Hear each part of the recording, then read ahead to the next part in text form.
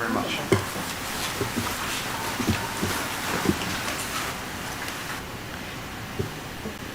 我们艾斯培前部长，我们 Stefanini 大使，还有 Pavel 副会长，我们各位同仁，大家好。Former U.S. Secretary of Defense Mark Esper, Ambassador Stefano Stefanini, Senior Vice President of the Atlantic Council Barry Pavel, dear colleagues, ladies and gentlemen, good morning. 欢迎各位来到台湾。各位贵宾过去在行政部门担任重要的职务，这次在大西洋理事会的推动下，共同访问台湾。我要谢谢各位用行动展现美国和欧洲对台湾的关注和支持。I extend a very warm welcome to our distinguished guests. You have all served in key roles in government administrations. Today, thanks to the efforts of the Atlantic Council, you are making this joint visit to Taiwan. Your actions demonstrate U.S. and European concern and support for Taiwan. For this, I am sincerely grateful. 过去这段时间，不论是在美国、欧洲或者是台湾，都发生许多的变化。我们除了面对疫情带来的挑战、威权主义的扩张以及俄罗斯入侵乌克兰的事件，更提醒我们，民主伙伴之间必须强化结盟的力量，一起捍卫和平以及民主自由的价值。In recent times, the United States, Europe, and Taiwan have faced many changes. The challenges of the pandemic, the expansion of authoritarianism, and Russia's invasion of Ukraine have all reminded us that democratic partners must bolster the strength of their alliances to jointly defend peace and the values of freedom and democracy. 就在上个月 G7 峰会发布了联合公报，再度强调台海和平稳定的重要性。我们也感谢美国持续依据台湾关系法及6项保证，履行对台湾的安全承诺。Last month, the G7 leaders' communique reiterated the importance of peace and stability across the Taiwan Strait. We would also like to thank the United States for upholding its security commitments to Taiwan in accordance with the Taiwan Relations Act and the 6 assurances. 未来台湾会跟美国、欧洲等民主伙伴持续加强合作，确保印太区域的和平及繁荣。Looking ahead, Taiwan will continue to strengthen cooperation with the United States, Europe, and other democratic partners to ensure peace and prosperity in the Indo-Pacific. 我们也看到上个月大西洋理事会首度发布自由及繁荣指数，将台湾的自由度列为亚洲第1，全球第18名，繁荣度则是全球第27名。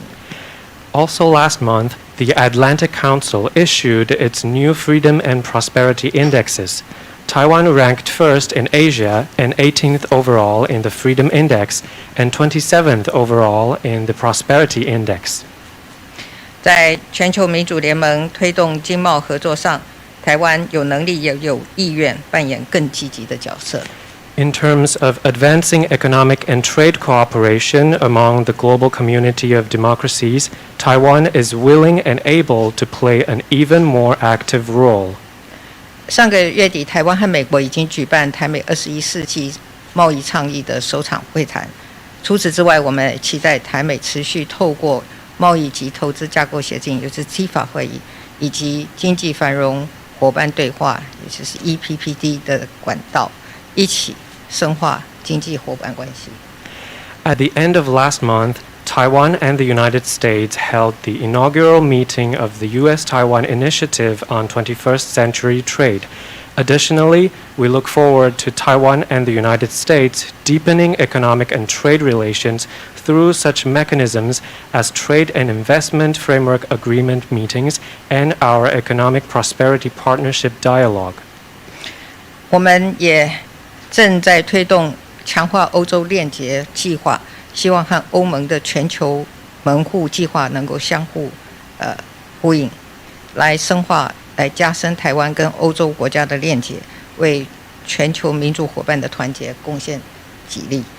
To echo the European Union's Global Gateway initiative, we are also rolling out a plan to strengthen ties with Europe. By bolstering our connections with European nations, we are contributing to enhancing the solidarity among global democratic partners. 各位贵宾的支持也将成为台湾持续前进的力量。在这里，我要特别感谢艾斯培前部长，无论在美国国防部长任内以及近期，都多次表达对台湾的支持。Your backing lends Taiwan the strength to continue moving forward. In particular, I want to thank Secretary Esper for his numerous expressions of support during his tenure as U.S. Secretary of Defense and beyond. 我也要再次感谢各位远道而来，欢迎常常来访，一起持续促进双方的合作交流。祝福访问团的行程圆满顺利，谢谢。Once again, thank you all for traveling so far to be with us. Please visit often, and let's continue to advance cooperation and exchange. In the meantime, I wish you a very successful trip. Thank you. Thank you.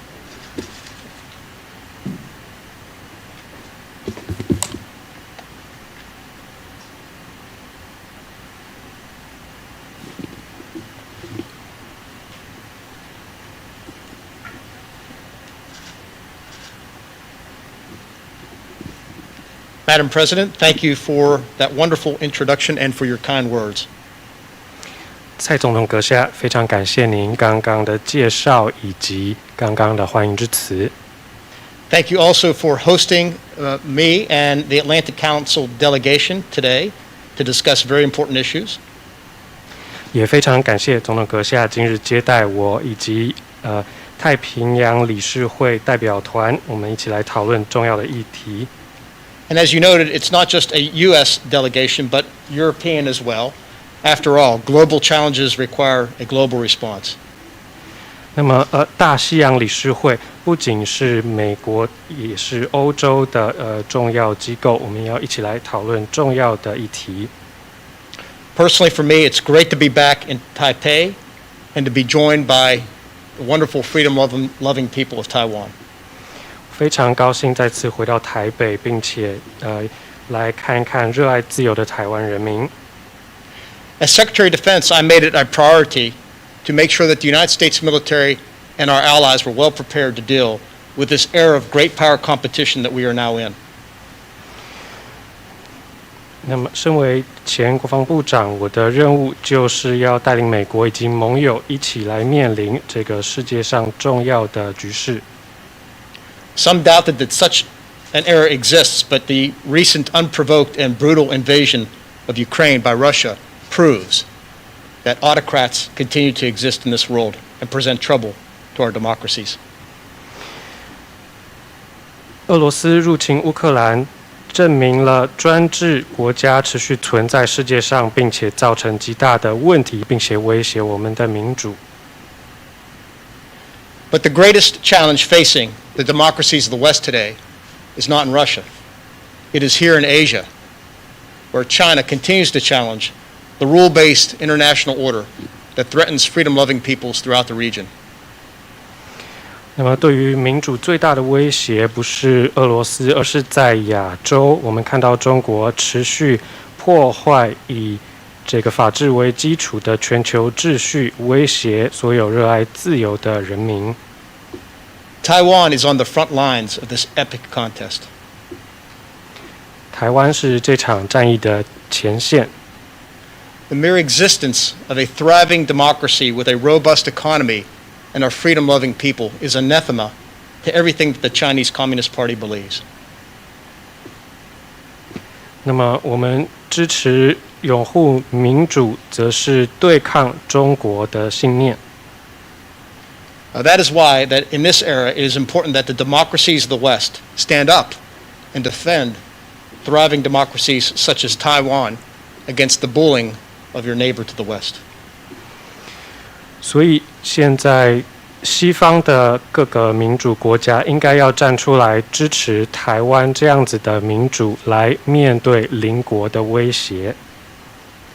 If there's one issue that unites politicians in Washington, D.C., it is the view that China is a strategic challenge for our country and that Taiwan is a good friend that we must support and defend.